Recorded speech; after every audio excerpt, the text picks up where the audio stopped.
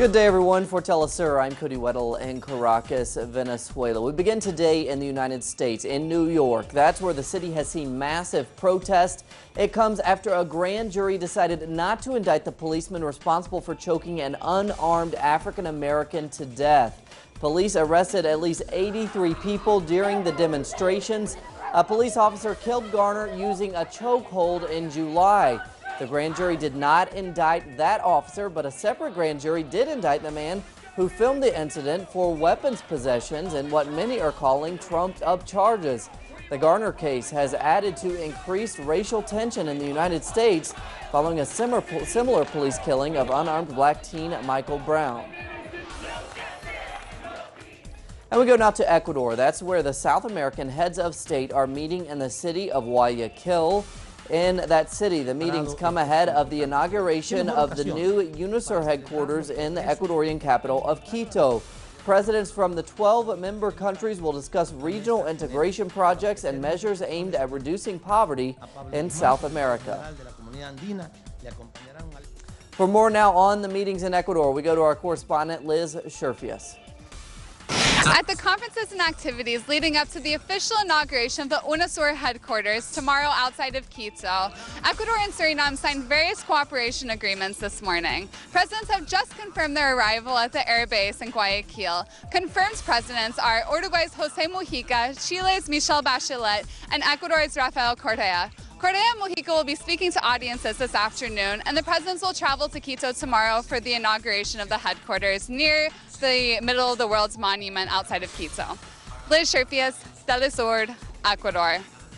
Thanks to Liz. Turning now to Mexico. That's where President Enrique Peña Nieto's government has taken new steps to prevent protests. The Mexican government has deployed federal forces to over 36 different municipalities as part of a security reform. Critics claim that the government is attempting to clamp down on dissent in the country. Officials say that the deployment is part of a special operation which is linked to Peña Nieto's new policing strategy. The state of Guerrero, where 43 students went missing over 2 months ago, is being targeted by the operation. Activists fear that the measure was taken to prevent further protests over the disappeared students. The event has sparked a mass movement against corruption in Mexico.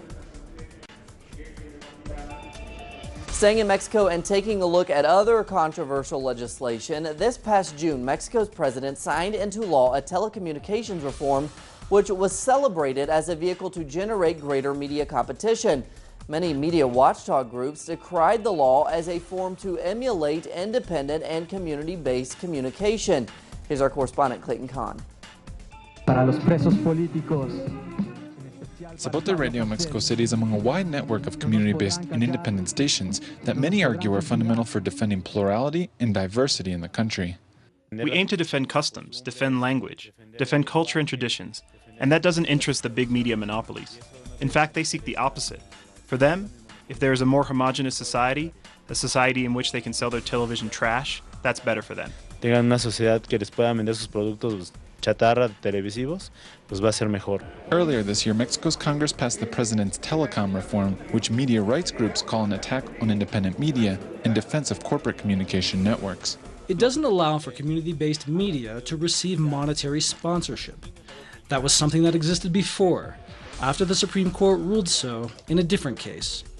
Now, that door is closed and sponsorship is given to other media outlets, but not community-based media. Some see the law as fundamentally discriminatory, as one article specifies that radio needs to be transmitted in the national language, Spanish. They are trying to say that in these spaces that we have won, I can't do what I've done throughout my entire career, which is make indigenous languages heard. Enough of this racism and discrimination. A group of community radio stations, journalists, and independent producers have filed a suit against the law, hoping for its suspension. Clayton Kahn, Telesur, Mexico City.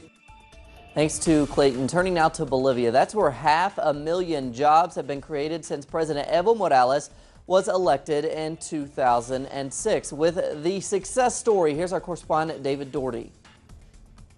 Bolivia's Ministry of Work has found that more than 500,000 jobs have been created in the country since President Evo Morales first came to power in 2006. resulting in what they say is now the lowest unemployment rate in Latin America at 3.2%. El nuevo modelo económico lo que hace es cambiar el... What the new economic model does is change the role of the state in the economy, which is something totally distinct from what our experience was with the neoliberal model. In the neoliberal model, the state was restricted to a regulatory role. Now, what the state does is work with those important strategic sectors. estratégicos.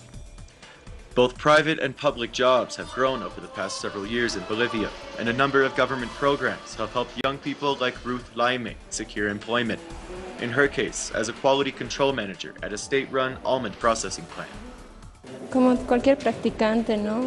Está buscando trabajo. Like anyone young and starting out, I was looking for work or an internship in the hopes that I would get hired afterwards. Thanks to this government program, PAI, it wasn't hard at all.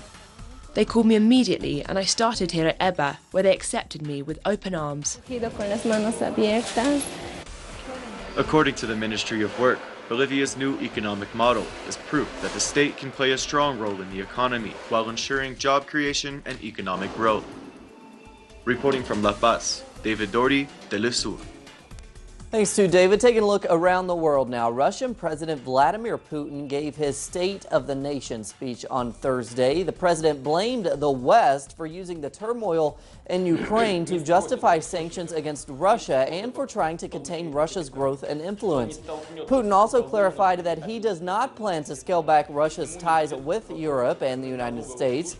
At the same time, he defended the annexation of Crimea and announced that he will seek to expand ties with South America.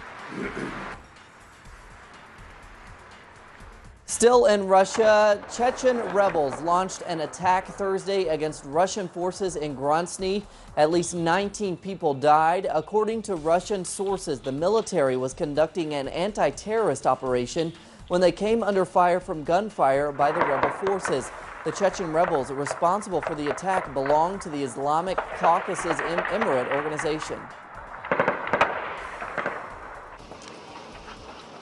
And we now go to Palestine and the West Bank. That's where tensions are rising. Our correspondent Noor Harazin has the latest.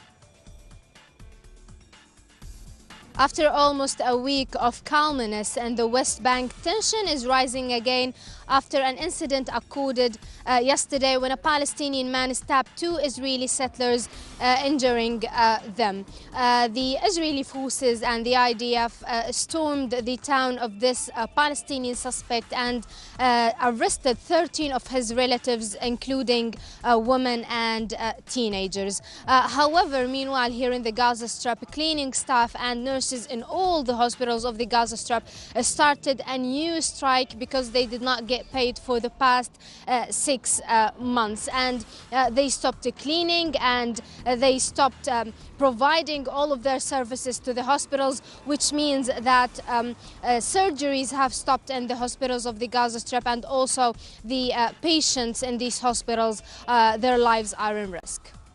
And thanks to Noor. Remember, always, you can find more on these stories and others at our website, telesurtv.net/English. For Telesur English, I'm Cody Weddle.